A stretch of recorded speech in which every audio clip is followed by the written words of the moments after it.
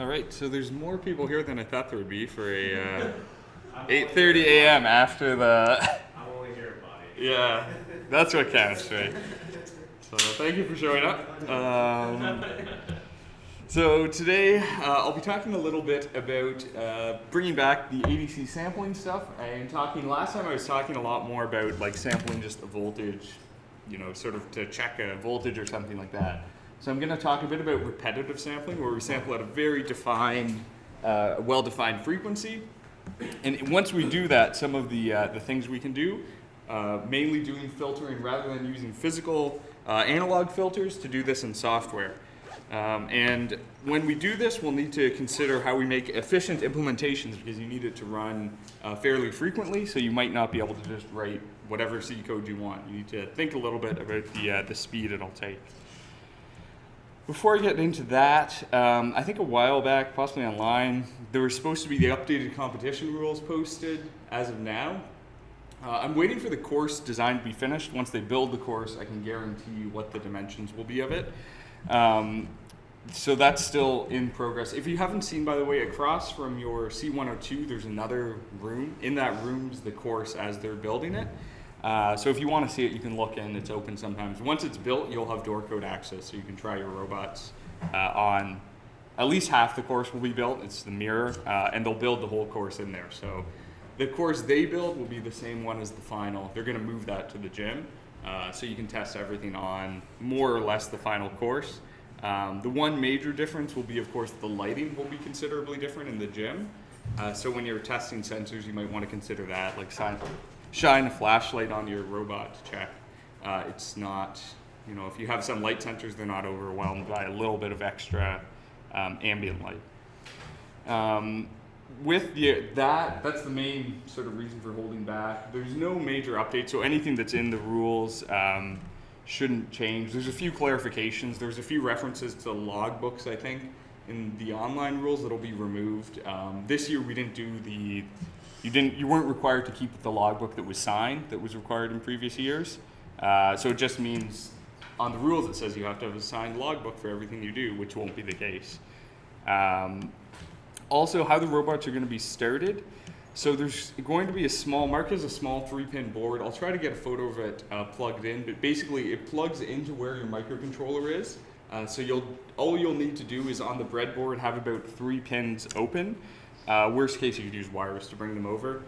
Basically, it's going to keep your microcontroller in reset, so it won't run any of the code until the competition starts. The only thing you really have to do is when the microcontroller is in reset, which is the reset pin is connected to ground, the robot doesn't move. It has to just sit there. So by default, this will be the case. There's pull-up resistors on the driver boards that mean when the microcontroller is not driving the pins, the motors are turned off. So if you haven't really changed anything, this should entirely be fine. Just design your code such that as soon as you turn on the robot, it just starts being a robot.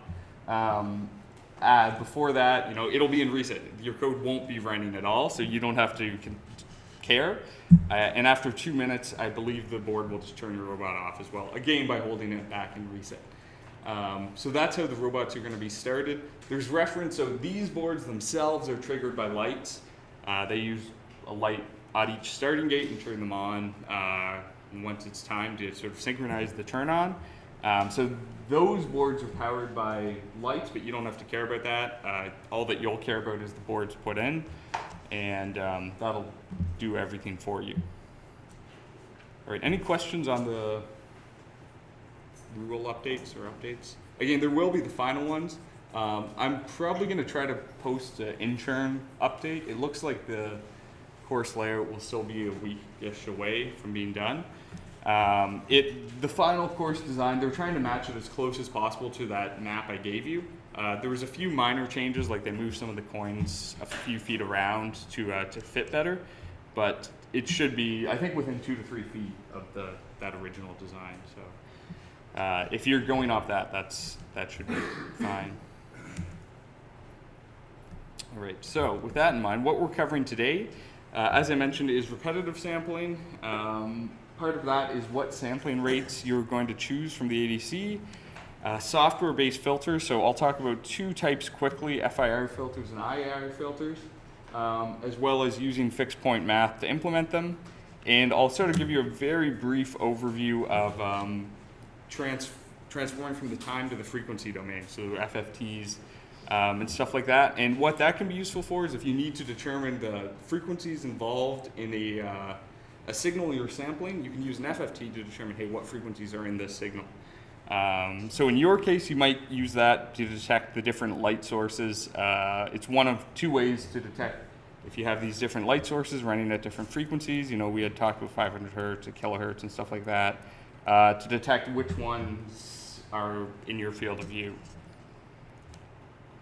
All right, sampling signals. So to begin with, we have this idea that you have a real signal, as we call it. So a real signal is just a voltage that varies over time. And this voltage, you know, has infinite number of points you could potentially measure. You know, you could measure, oops, what happened there? You can measure here, you can measure here, you can measure here, wherever you want. You could just keep, again, because it's a real analog signal, there's no discrete points. Every point in time will probably be the tiniest bit different from another point in time. So this is no use to us. What we want to be able to do is represent this signal digitally. And to do this, we use sampling, which is we take certain points and we say, what is the value at this point in time? So you can consider in, you know, the simplest possible case, you could think about, well, what if I just connected all these points? I would reconstruct to some degree the original signal. So nothing's, you know, perfect here, but we are effectively reconstructing the signal. So this is the process of sampling, where we take that signal and we break it into small parts and sample it at very defined periods in time. What's of interest to us is how frequently do we need to sample. You know, if we look back at this original signal, you say, if I want to represent it entirely, do I need to take a sample here, here, here, and here? Or does it have to be even more often? You know, do I need all these in-between samples to effectively represent it? And why this matters is we move to a very simple signal. So this is a somewhat complex one. And when I say a simple signal, I'm going to mean a sine wave. This is because in the frequency domain, there's only a single frequency involved in this signal. It's one frequency, one pure tone. So if we look at the sine wave, we could choose, for example, to sample it at the points, oops, here.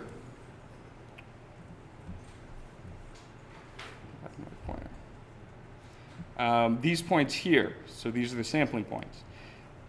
And we could say, well, we'll sample this, and these become our digital, you know, representation of this signal. The problem is that what if the actual signal was this blue one?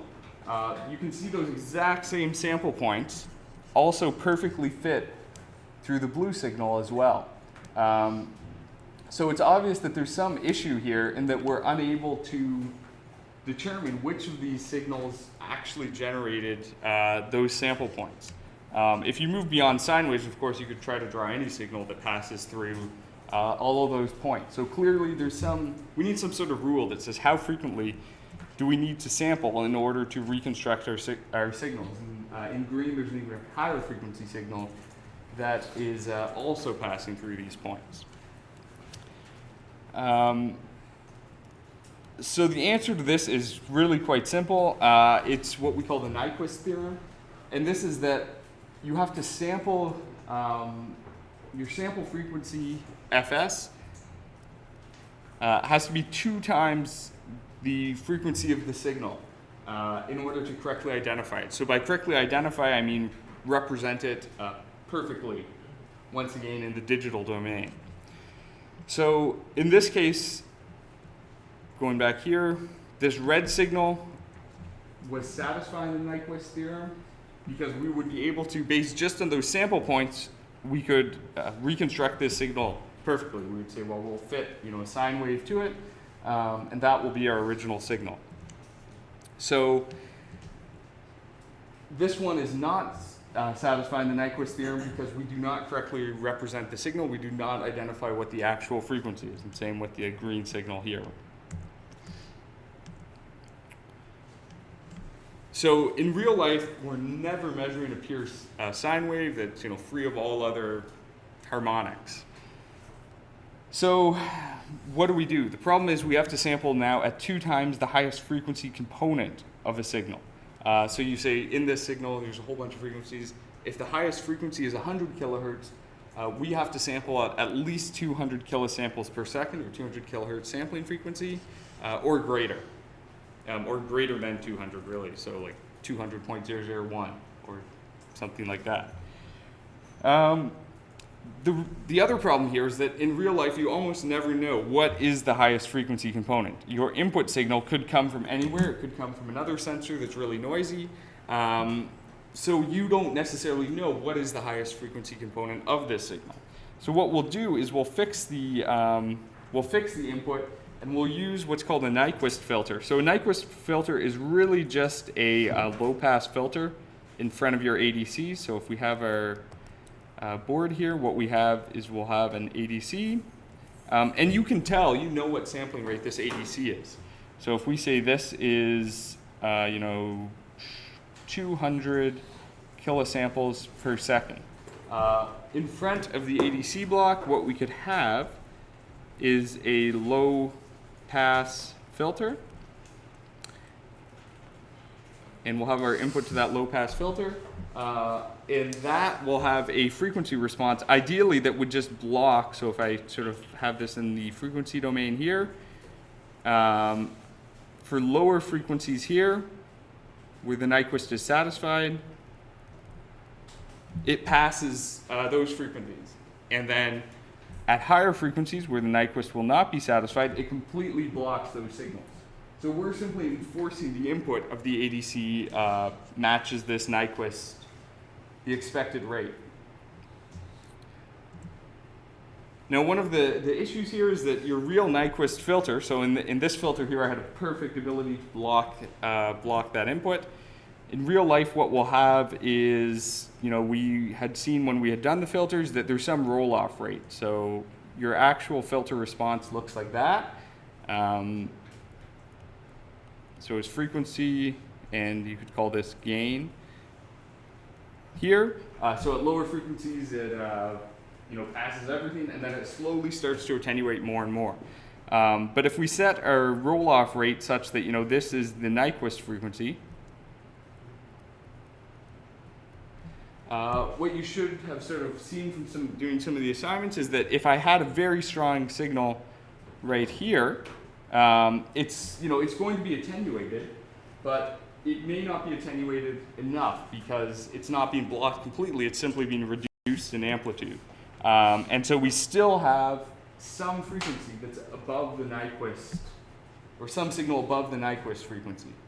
And why this is really bad is that if you look back here, anything above the Nyquist frequency will be incorrectly mapped in the resulting signal, so in the frequency domain of your reconstruction. So if this blue signal was our one above the Nyquist frequency, when we reconstruct it, we're going to think it's this red signal here. And this is probably some noise because our other signal is going to be a combination of this higher frequency signal and another signal that we're trying to measure. And so what that looks like in the frequency domain is what we have. What we have is what's called frequency fold back. So what this diagram is showing, so on the bottom we have frequency here, and here's the sampling frequency. So that's the F samp. And remember, the Nyquist frequency is half the sampling frequency. So I can draw a dotted line at the Nyquist here. And we have this signal that's above the Nyquist frequency, and actually in this case below the sampling frequency. And what happens is that this signal, when it's sampled, gets folded back, and you can see it's basically reflected back into the range. All your signals will end up in the range of the 0 to the Nyquist frequency. So that's half the sampling frequency. So what this really means is that anything from here outward, and this is why you want those Nyquist filters, is all of your higher frequency signals are going to be folded back into that lower frequency range. So even though you might say, oh, there's a signal at 100 kilohertz or a megahertz or something like that, I don't care about that. When you do the sampling, all of that's going to be pushed back into the signal that you're measuring. So by having a Nyquist filter, you can avoid that error by simply removing all those signals that are going to give you all sorts of erroneous results. And this is why you want to make sure it's also attenuated enough, because if this F sig was very strong, you're going to end up with some of it folded back. Maybe it's not full strength because you attenuated it a bit, but it's still going to end up in the signal you're measuring. And so to really avoid that, you may have to move your Nyquist filter. So rather than having it right at the Nyquist frequency, you would want to say, so let's say we're doing this 100 kilosamples per second, our ADC is running at. So this means we could have a 50 kilohertz is about the Nyquist. But what we might say is that all of the signals we're measuring are just, in the 0 to 2 kilohertz range. So what makes a lot more sense then is to say, well, instead our Nyquist filter is going to start rolling off much, much earlier. So rather than rolling off at 50 kilohertz, like say this guy is, what I'm going to do is I'll start rolling off at 2 kilohertz or 3 kilohertz. And we have the same, we have a roll-off, the same roll-off slope, but so let's say we roll off earlier here, say 5 kilohertz. I don't know what this actually would be. If we roll off earlier, we'll have additional attenuation. So we've now gained a better response because we've further reduced that signal that's at the, whatever I'd said before, above the Nyquist rate. Or if there's a signal, just beyond the Nyquist rate, so really it should be here. We've improved how much attenuation we gain at that frequency by quite a considerable amount. And all of our signals, remember, were way up here, below 5 kilohertz, so they're still not attenuated at all. It has not affected the signals we want, but we further reduce the signals that will give us all sorts of noise. Oops. And so you can see, so if I have something like a square wave, if you forget, in the frequency domain has frequencies that extend basically forever. Realistically, there's some roll-off point where you don't care anymore, but they do go on for quite a while.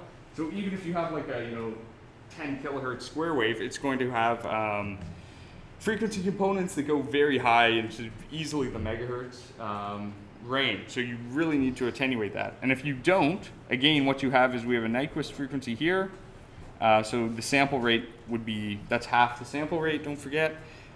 So all of these frequencies here get mapped back into the lower frequency domain, below the Nyquist. So this whole process we call aliasing, so these would be aliased frequencies. So this foldback is known as aliasing. And once again, if you have multiple frequencies, you end up with all of them aliased back or folded back into that domain. So the basic two forms of or sampling, we'll call it, is when we are satisfying the Nyquist constraint, we can call it oversampling, and that we're sampling faster than required.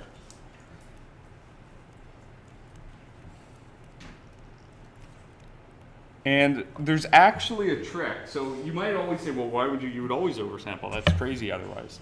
There's actually a trick to use undersampling to our advantage. And where we could do this is that, say we have a signal at 105 megahertz. And it's a very pure signal up around that bandwidth. So in the frequency domain,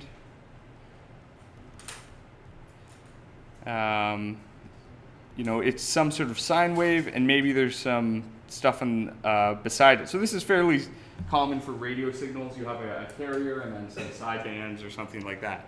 But there's nothing in the lower frequency band, you notice. So if we, according to Nyquist,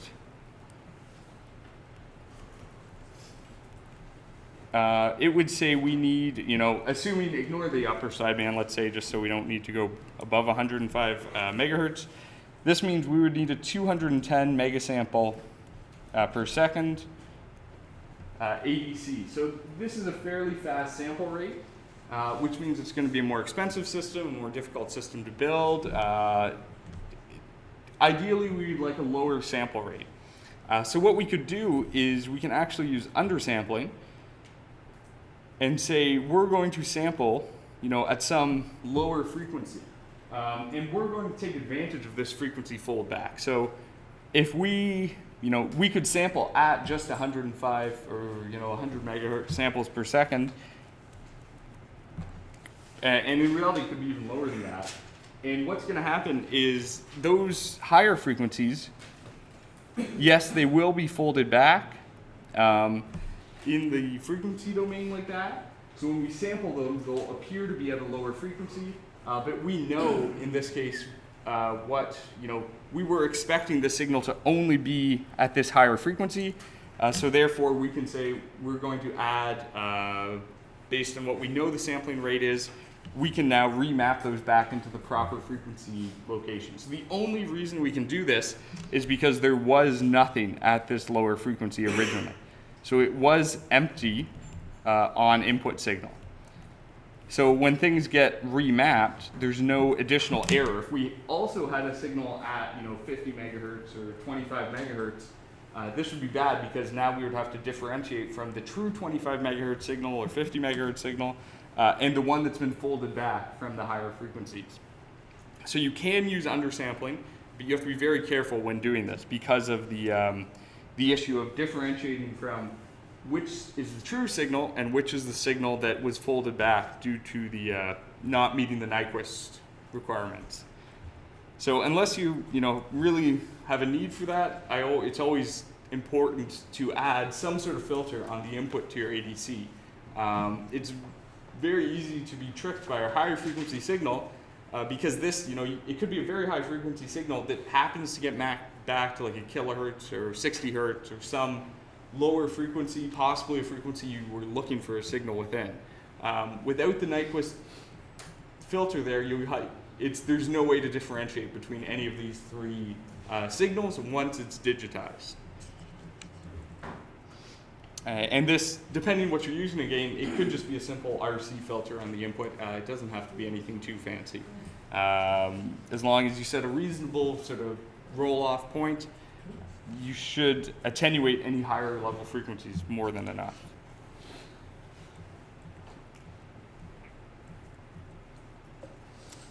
All right, so assuming you have those samples, what can we do with it? One thing we can do with it now is do software-based filtering.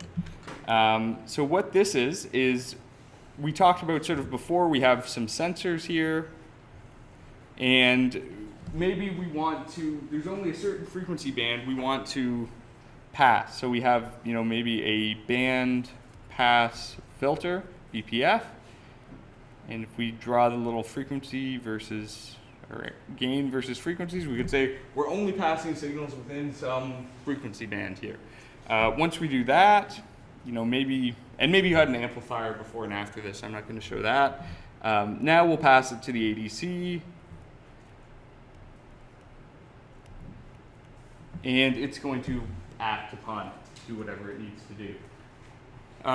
So that's fine. The disadvantage is we need to build that physical bandpass filter.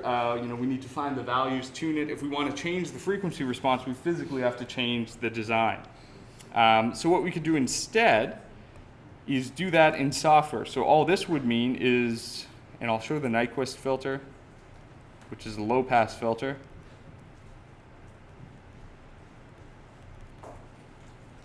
And that's just a fixed, filter based on eliminating those Nyquist problems. We'll take the samples And now we'll do the bandpass filter entirely in software.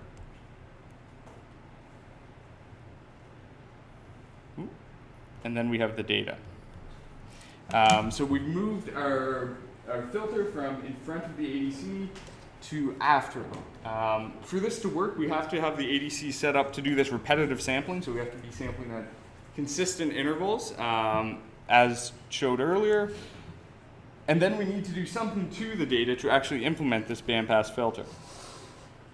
So the most basic design that you might have seen in other classes is what's known as the FIR filter. And it's very, very trivial, the actual implementation. So what this is showing, this would be a discrete time FIR filter, sort of the classic implementation. These are just delay elements. And this is just gain, or multiplication. So all we do is each input sample, is multiplied by whatever this constant is here, and then added up to a delayed version of the previous input sample. And you have a certain number of taps here, and that tends to define how quickly your filter rolls off. So I'll show you some examples of that after changing the number of taps. But there's nothing too complicated about the design, and you could get away, if you don't need a very fast roll-off, you could have 3 taps or 7 taps or something like that. So you don't need to do a lot of multiplication in that case. And why I say not to do a lot, just to reduce how long it takes to do the calculations. So moving from the schematic view to, again, if you look in sort of the textbooks or anything like this, this would be the classic view of the implementation. So all we have is one constant, this B0, those are the filter coefficients, times a input sample added with another filter coefficient times the previous input sample, and that goes up until however many taps you have in your filter. So we can do this in C pretty easily. So in C, what we'd have a few stages to this. We'd need a routine that's called whenever there's new data. So this would use possibly the ADC interrupts. And the ADC can be set up to run at a constant rate, just continuously generate this interrupt every time there's new data, which could be every 50 kilo, I don't know how fast it actually can go, 25, 50 kilosamples, whatever it ends up as. And every time we get new data, all this guy is doing is it has a array, and it's basically shifting the data through. So it says like the ADC data 0 is equal to 1, 1 is equal to 2, etc. And oops, there's an error here. This should say 7. I didn't catch that when I was looking. And then at the end, we just put the new data in. So you could do this either way. You could switch the order of the loop around if you wanted. But all it's doing is it's doing the unit delay that was in here. So it's just delaying the data, generating delayed copies of the data.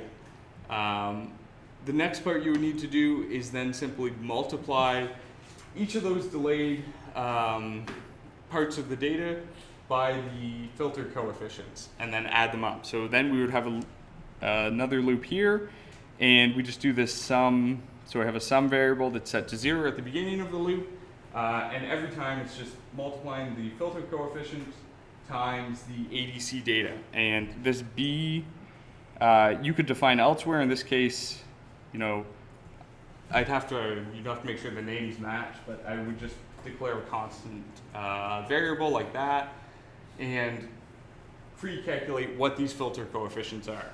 If I wanted to switch between different filters, I could simply pre-calculate various coefficients for a bunch of different filter designs and switch between them. The actual design of the filter is slightly more complicated, so I wouldn't try to do that on the fly on the AVR microcontrollers. It might be possible, but it would be easier to just say I want a 1 kilohertz filter, I want a 500 hertz filter. I'm going to pre-calculate those filter coefficients and swap them into my filter design. So this routine here is going to have to be called every time we get new data is the only thing. And this could mean it's called quite frequently. And so what we can't have is that the calculation, if it takes longer, if I get a new piece of data and the calculation itself is taking longer than the time before the next data comes in, it just completely won't work.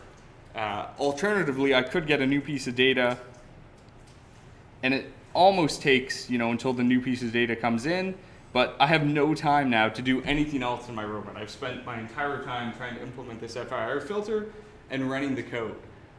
So we need to consider how long these operations take. And that's something I'll talk about in a minute when I show. Here I'm using this floating point math, and you might not be able to get away with that depending how fast you need it to run. Before I do that, I'll show you. So I mentioned the filter design. There's a bunch of ways to do the filter design. You can do it in, like, MATLAB has a filter design toolbox. Python has a filter design toolbox as well. There's some online tools, so just to give you an idea.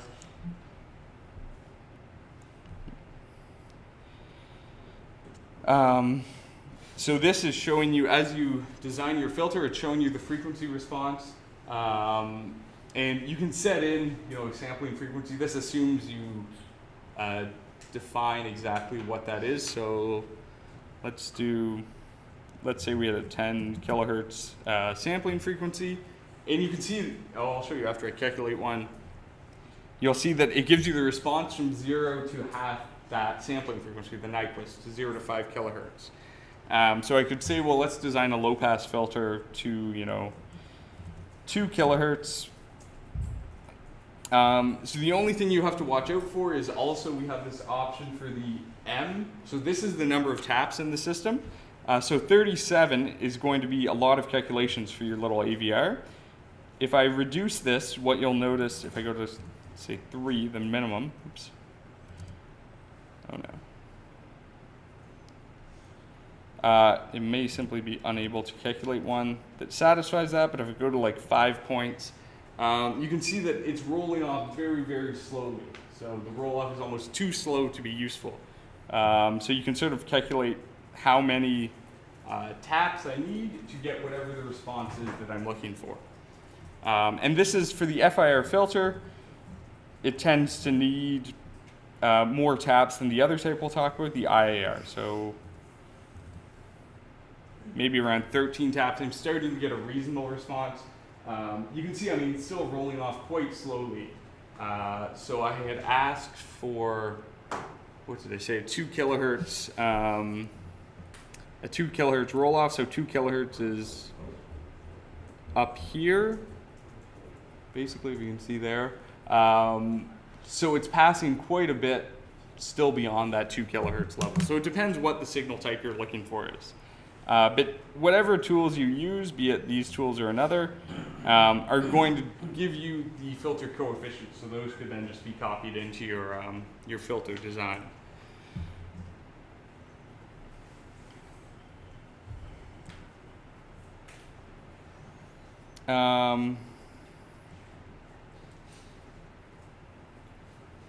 Yeah, so the other option is the IAR filter design. So the IAR filter, where do I have that? Has the advantage of achieving a faster roll-off. So with the same number of coefficients, rather than getting a roll-off, like that, you could achieve much quicker, sharper roll-offs. And how the IAR filter does this is rather than having just this, it actually has feedback. So for some reason that image got dropped from my slides.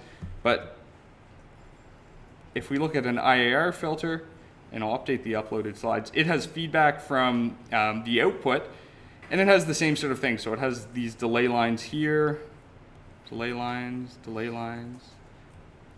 etc. And we then have,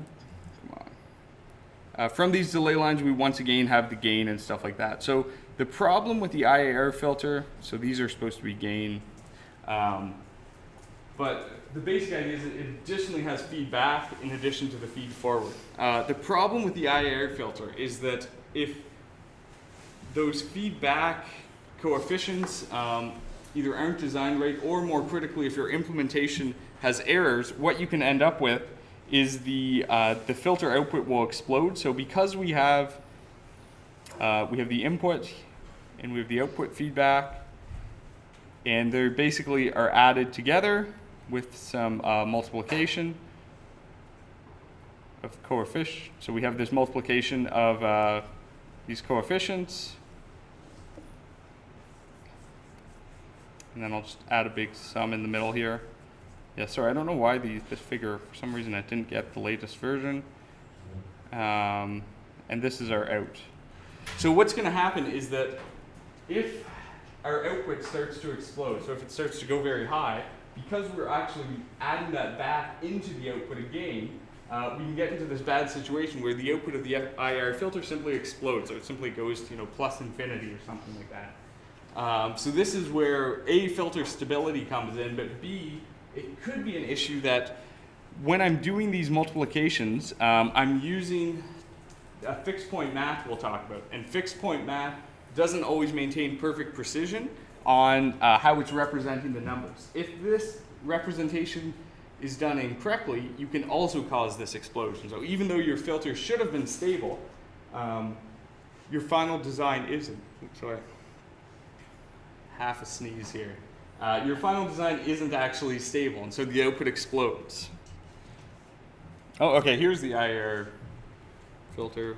I don't know why that moved around on me. But again, what I was showing is, we have feedback in addition to feed forward. So this is the real danger, because if that output goes to, starts going high, it feeds back into the design or starts going excessively high, and will continue to explode the output. All right, so when we were doing these, I had this filter design here, and in this main loop, I do a summation and a multiplication. How long does that take? So what we can look at is using, so Atmel Studio, if you haven't played with it, it has a simulator in it, so you can simulate the software design, and you can count how many cycles it'll take, how to do that. So I think I show you at the end here. Oh, here it is. So yeah, if you haven't used this, by the way, so when you have your code, there's an option to debug using a simulator. And over here, you can open this processor tab. And this processor tab has a cycle counter, and you can basically reset the cycle counter to 0, do a bunch of stuff, and then see how many cycles it took. All right, so that's where these numbers are coming from. Go back here. And what you can see is that, for example, a multiplication of an 8-bit unsigned integer is taking about 10 cycles. If I go to a 16-bit, it's taking a little longer, 22 cycles. How long does it take to make a cycle? So one cycle is it's based on the clock frequency of your chip. So they're 14, are they 14.7 something? Or 7 something megahertz. So it's 1 divided by that. So it's quite fast, but you sort of have to go through and say, how frequently, if my ADC is giving me samples every 10 kilosamples, how many cycles do I have in between samples? So you could calculate that as,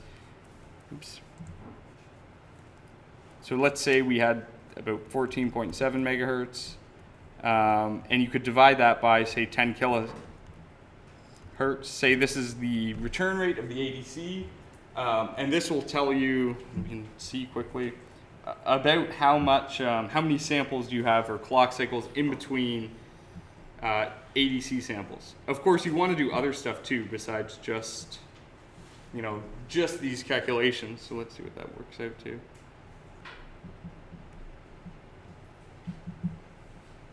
Divided by 10. So it's about 1470 cycles. So between each ADC sample, you have about this many cycles that's to do everything.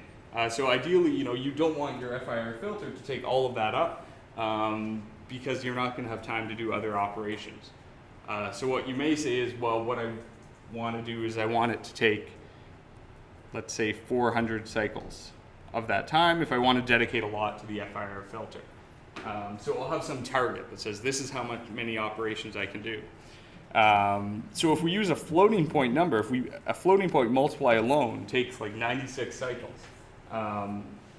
compared to 10 for the unsigned 8-bit integer.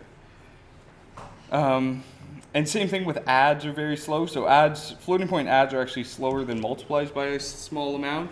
So you can see floating point addition is taking another 100 cycles. So that one of those iterations through the loop is already taking like 200 cycles. So I can't even have many taps in my filter. And that compares to 7 cycles for the 8-bit integer. So the point here is that the floating point math is always very slow. The integer math can be faster, especially if we use smaller numbers. So how we what we want to do then instead is use integers, just 1, 2, 3, 4, etc., instead of the floating point numbers in the AVR system. So as an example, if we need to represent, -1 to 1.0, what we could do is we could simply map it into the range of the integer, the -32,768 to 32,767.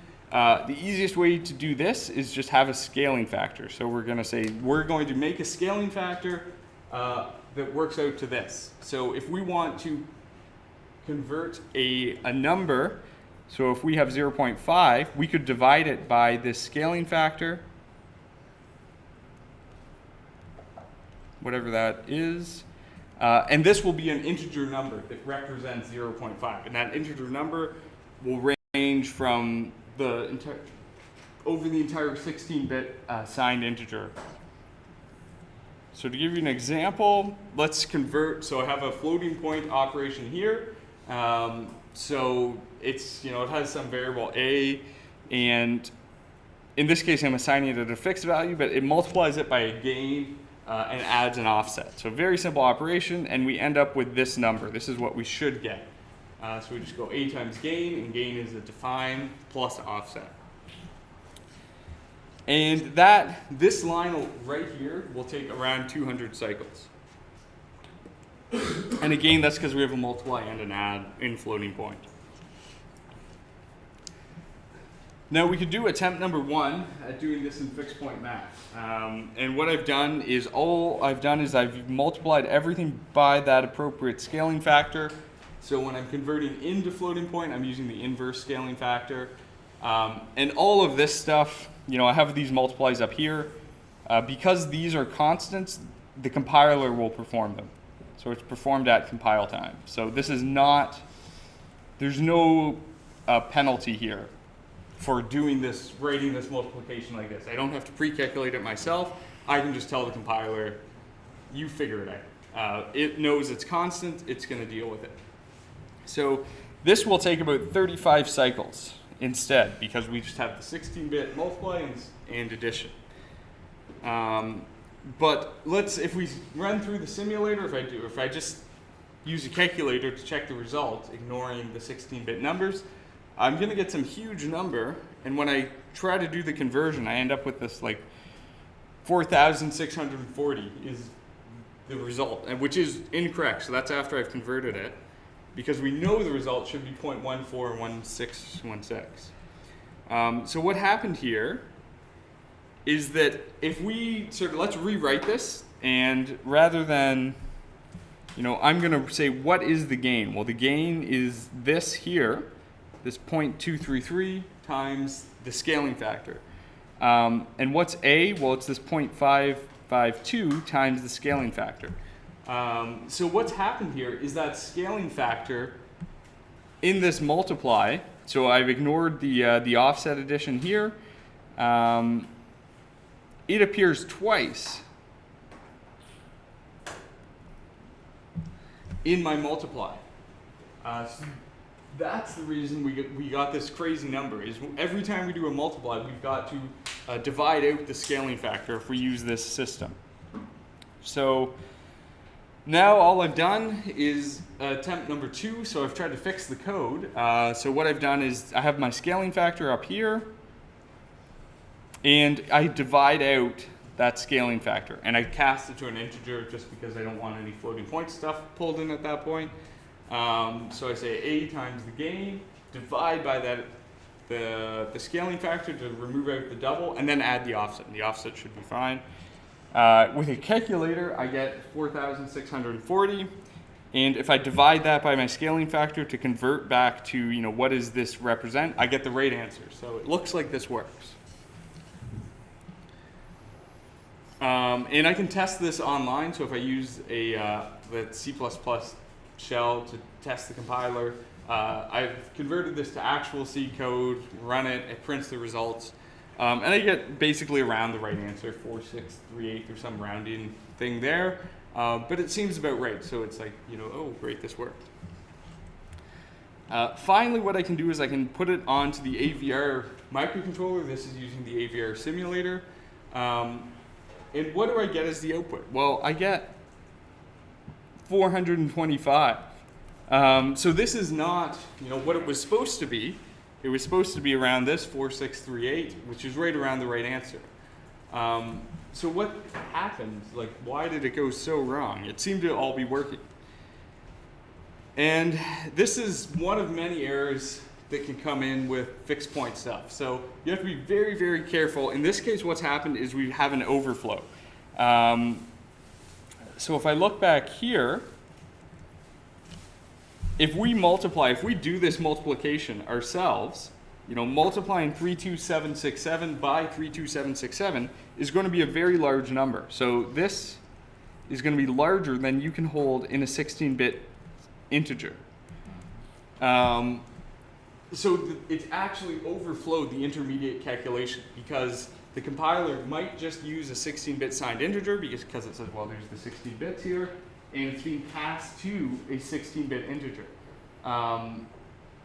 You would have to explicitly tell it, no, you need to use a 32-bit. You need to use double the number of bits in that intermediate calculation.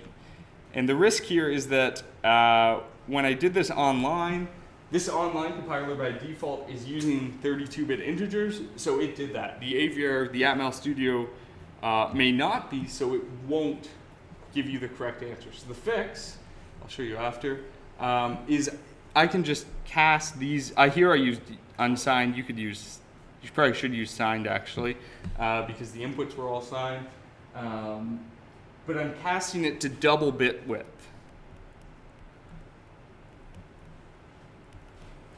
And if I do this, I now get the correct result. The downside of this is the double bit width. It takes a lot more cycles. So now this line is taking 664 cycles, which is even slower than the floating point operation. So something else is going on.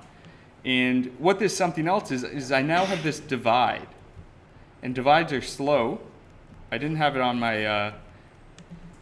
especially in integers, divides are slow. I didn't have that on the previous slide in this example, but this is adding quite a bit of delay.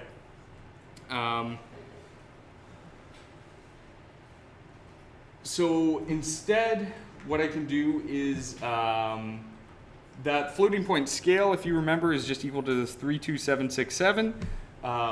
One easy way to do a divide, so sort of a trick, is that if we have a number in binary, so if I have 1, 0, 0, 0, this is binary 8, or decimal 8, whatever, in binary.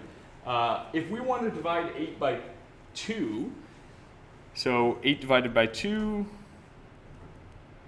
equals 4. An easy way to do this is actually by shifting. So if we simply delete the lowermost bit, we do a divide by 2. If we delete the two most lowermost bits, we do a divide by 4. And you can see, 8 divided by 4 gives us 2, 1, 0 is 4.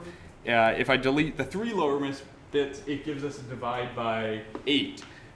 So all it is it's dividing by 2 to the power of how many bits removed. So we can easily, and the compiler knows this and will use this trick, if we want to divide by some binary power, we can just shift bits out of the way to give us the correct answer.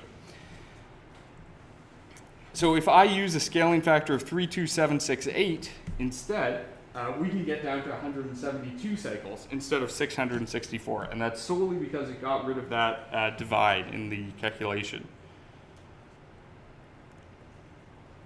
And if we do the same combination in floating point, you'd get 216 cycles. So it's a little bit faster, not an insane amount faster. But if we're able to use smaller bits, so if I use 8-bit integers instead of 16 bits, and then the intermediate values, again, are doubled. So doubling of 8. We're using 16 bits. It's now taking 22 cycles. The only downside of using 8 bits is that we've lost some of the, because we're only using an 8-bit number, we get a final result of 0.125 instead of the 0.14 something that it's supposed to be. And this is simply because the smallest amount we can represent with an 8-bit number is if we go 1 over 128, 0.0078125. That's our smallest increment that we can possibly represent. Anything below that amount will be lost. So let me go back up here. So in fixed point, there's been a lot of sort of big examples of people failing to do this correctly, either the overflow error or dealing with when I use those smaller, this 8-bit number or some smaller number, what is the amount of error and do I care about that error? So the first good example of that is the Patriot missile system. This is an automatic defense that was designed to shoot down Scud missiles. So it will detect an incoming missile, and then it shoots this missile to intercept it and blow it up in the air. At some point, it failed to detect an incoming missile, and 28 people died because it shot down it didn't shoot down a missile that it could have. And what they figured out the error is that their system clock was using, some decimal representation of time. So whatever it was, 0.001 seconds or something like that. Now, when we talk about fixed point, we can never perfectly represent a decimal number like that because it was always, 1 divided by 128 or 1 divided by, even if we have a lot of bits, 32767, something like that. So there's always some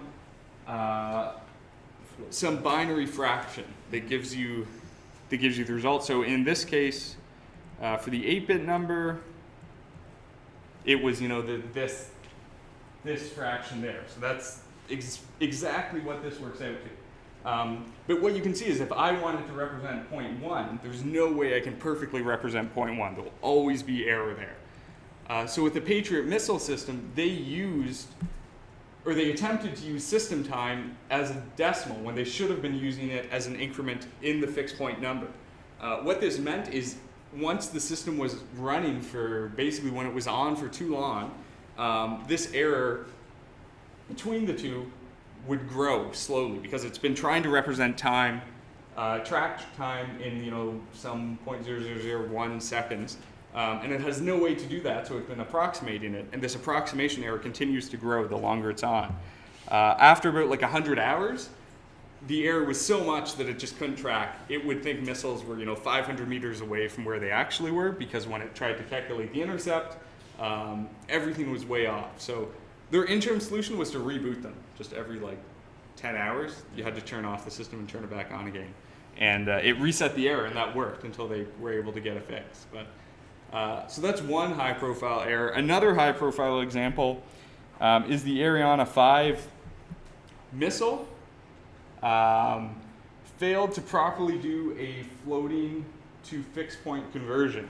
So they were representing, I think it was lateral acceleration or something, as a 64-bit unsigned number, and they convert it to...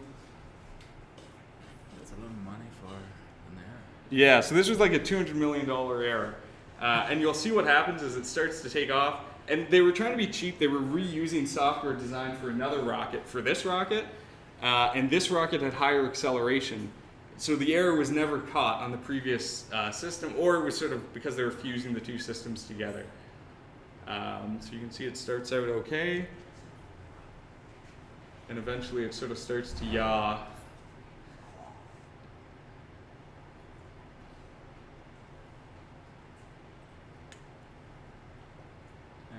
Yeah, and turns around, it breaks apart, and then they blow it up to.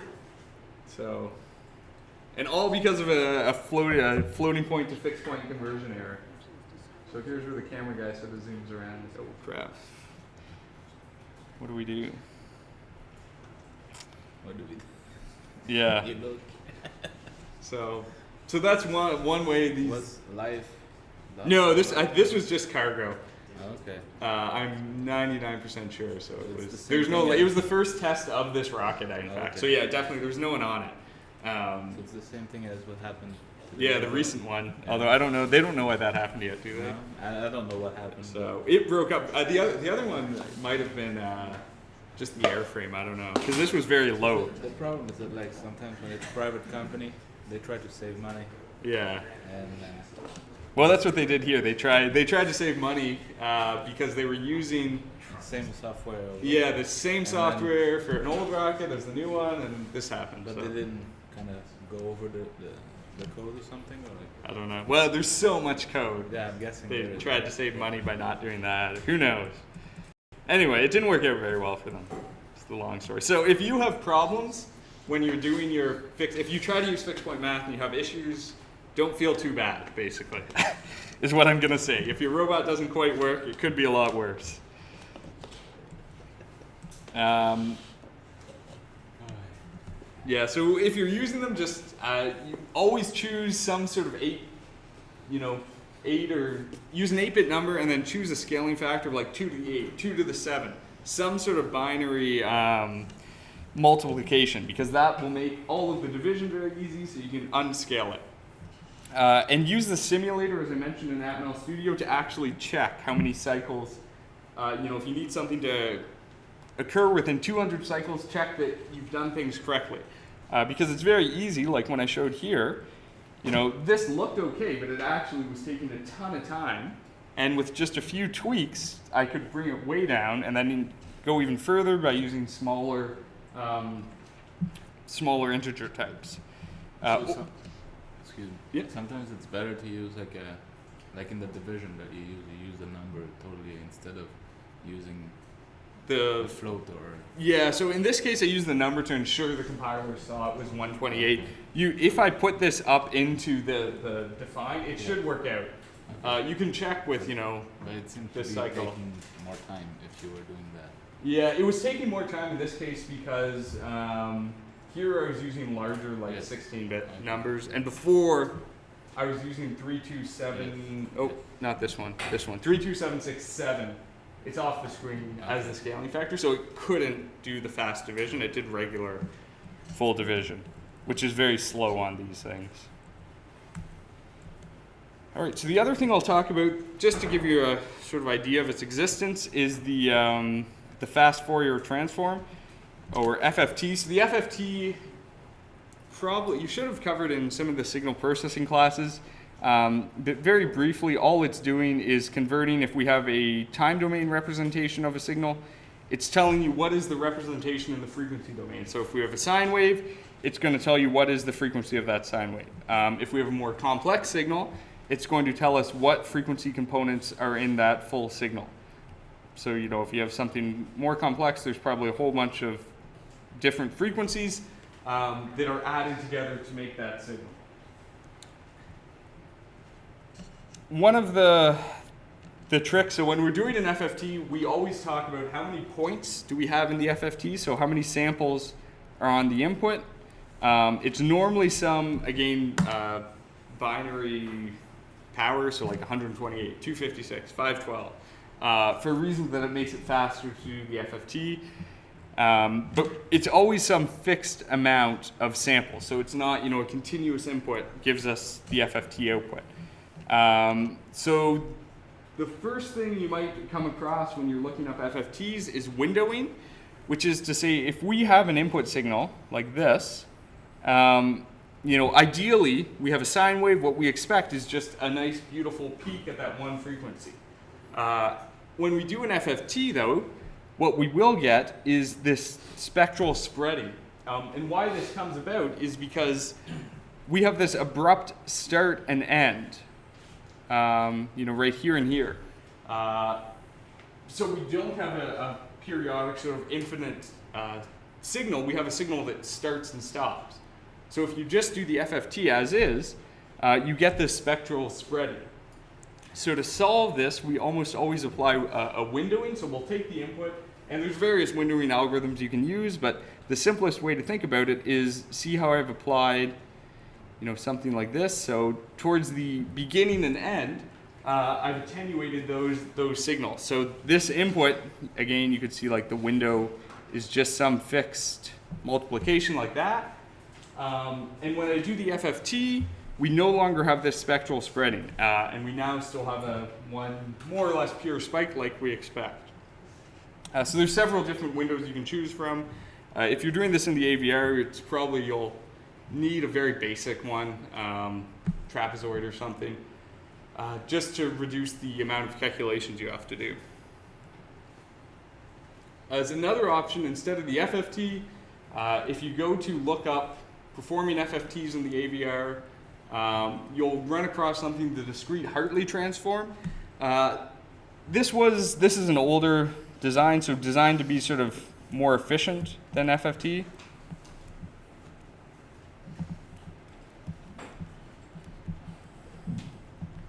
But the reality is that once people started improving the FFT algorithms were often faster. So FFT is actually, in fact, often faster. But the end result is the exact same. You're trying to transform from the time domain to the frequency domain. I only mentioned the discrete Hartley transform because there is some references that you can use that have performed, or a fast Hartley transform, they're calling it, on the AVR microcontroller. So you're actually able to do this on an AVR, and you can get the C code to do that. So I can show you quickly. Oops. Show you quickly that, if this is going to work.